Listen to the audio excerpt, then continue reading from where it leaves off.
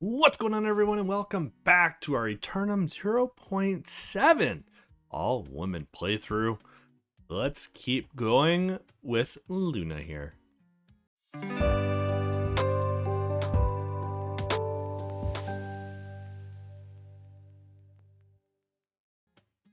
Sorry for the delay. Man, Clark was actually right. She really does look like an angel in this light. I grabbed us a little something to eat before leaving. You didn't have to. Nonsense.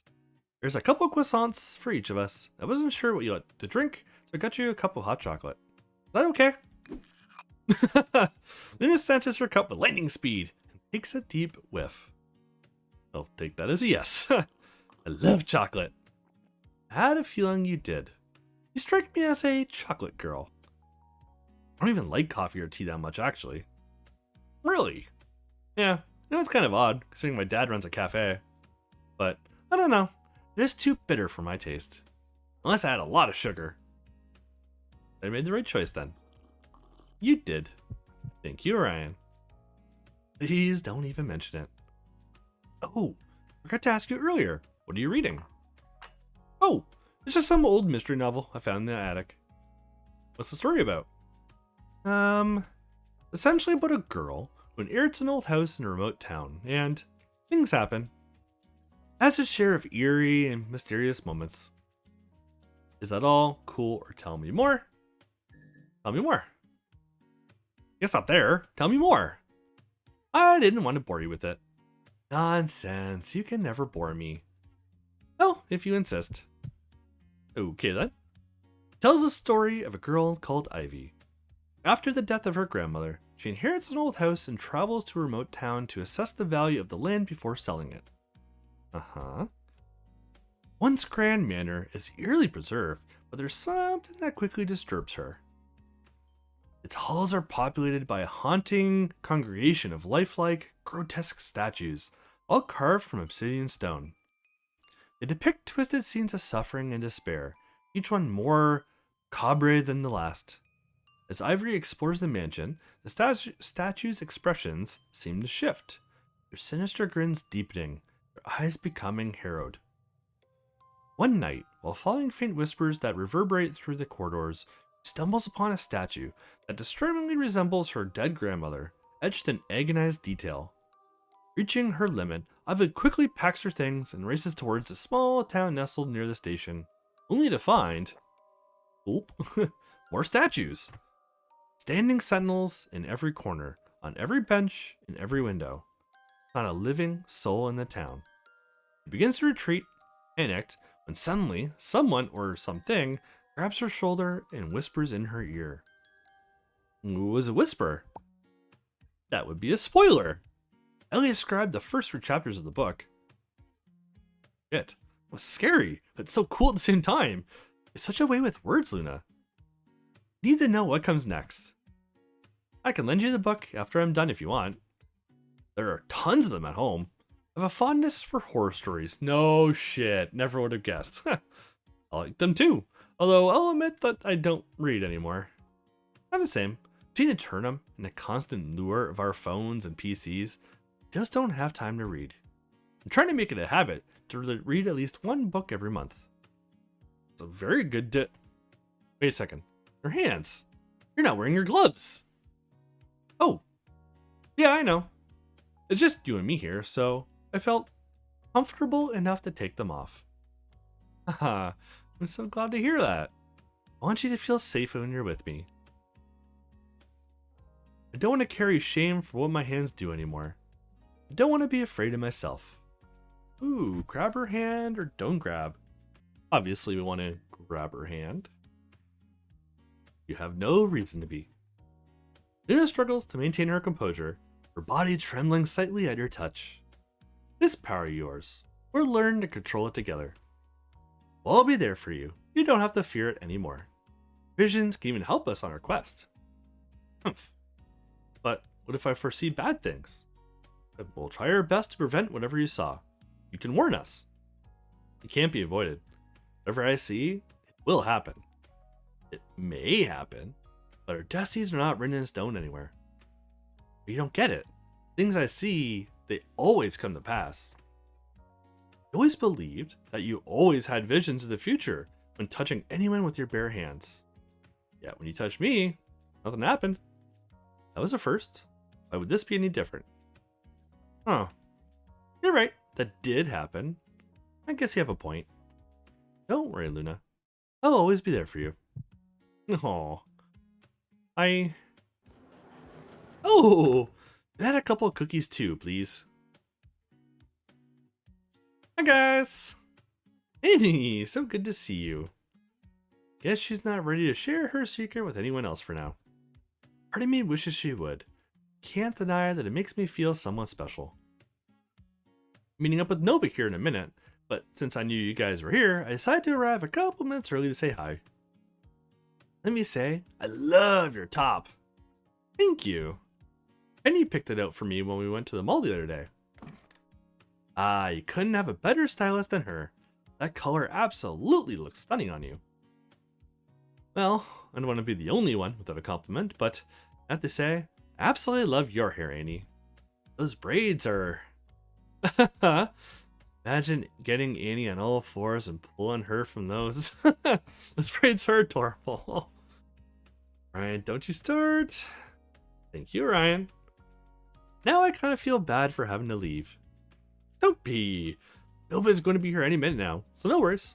Besides, I already knew you were about to leave. You're going to Ekabar, right? Yeah. Penny, Ryan, and me are going to a small village called Hollowbrook, where there have been reports of NPCs going rogue. Rogue how? What do we know about it? Only that some villagers have been acting strangely lately. Apparently, they've suddenly started hunting down anyone, be it a player or another NPC, who uses magic, claiming it's the work of the devil. There have even been reports of them burning people alive, accusing them of vampirism or witchcraft. Huh. Isn't that oddly fitting for a medieval server, isn't it? It might be, but that's not expected behavior for NPCs in Ekabar. Everyone is allowed to use magic there, so this conduct is entirely irrational. Interesting. You think we'll learn anything about how to free the NPCs from Ulysses' influence? Certainly hope so. I was already disturbed by how poorly people treat NPCs sometimes, but after what Orion discovered from Alex's father the other day, even more so. We gotta save them! You have to gather the 10 gems and liberate the NPCs from whatever Eternum is. You can say that again. So that does confirm he did tell everybody what he said. That's good. Are you sure you don't want to join us, Annie? An eerie village in the middle of nowhere, inhabited by menacing dwellers who murder magic users? No, thank you. That's literally all she is. I've already had my fill of frights for the week. Fair enough. Well, ready to go, Luna. Penny texted me that she was heading home as well. Sure thing. Let's not keep her waiting. It was nice seeing you, Annie. Tell Nova I said hello. Will do. Oof. Oh no. Huh? Luna abruptly withdraws her hand, her eyes wide with surprise, as she stands frozen in place. Fuck. Luna? You alright? Loony? Are you okay? What happened? Loony? Huh. The face. I didn't hit you that hard, did I? No, she saw something though. He knows. Uh-oh. Luna's gaze shifts between the two of you, then down to herself, and her cheeks burn with a deep flush. Luna? You okay? What'd you see? See? Yeah, I'm okay. Don't worry. What happened? I'm so confused. It's nothing, really. Just that sometimes I get these dizzy spells. But they pass quickly. Oh, I'm sorry. Is it bad? It wasn't. At all. Just that... I mean... I don't think that's ever gonna... I've gotta go. I still have to pass by my dad's cafe before... I'll catch you in Ekabar, Ryan. Sure. Yeah, she's gonna go home and get her gloves. See you later, guys. Luna quickly exits that cafe. That was odd. So she saw something that's freaked her out. It didn't look like the face of something terrible. Maybe she saw Annie with us or something. Did she have a vision? And if so, what did she see? Gotta ask her later. Is she gonna be okay? I'm a bit worried. Yeah, no worries, it's happened to her before. Nothing to be concerned about. Really? Well, in that case, I'm more reassured. Guess I should have as well. I don't want to keep Luna and Penny waiting. Have fun with Nova. I will. Do my best to Penny when I see her too. Penny, you literally see each other and have dinner together every day. I haven't had a chance to catch up with her since yesterday. Promise me you'll give her my best. Okay. Alright, I will. Take care, Annie. See you later. Best of luck. Later. Interesting. I wonder what she saw. I'm sure eventually we'll find out. Sometime later. Alright. I'm ready. Luna should have invited me by now.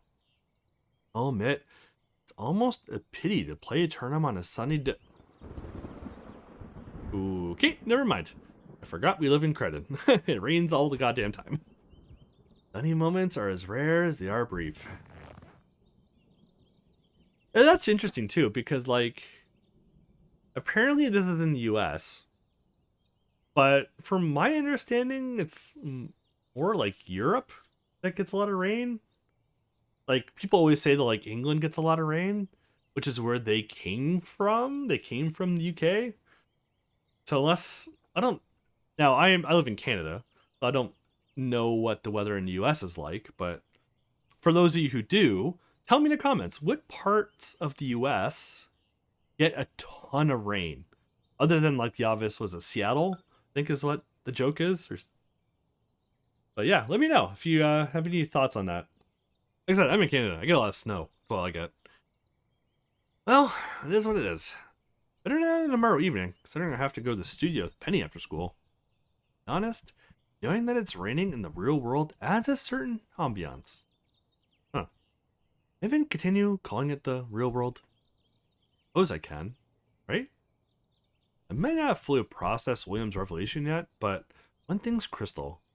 Gotta gather those 10 gems. I sure as hell ain't handing them over to him or the founder. Connected. Welcome back to Eternum. You've received an invitation from Luna. Right on time. Would you like to join her session? Obviously. Yes, ma'am. Please prepare to connect. Oof. Alright, back in we go.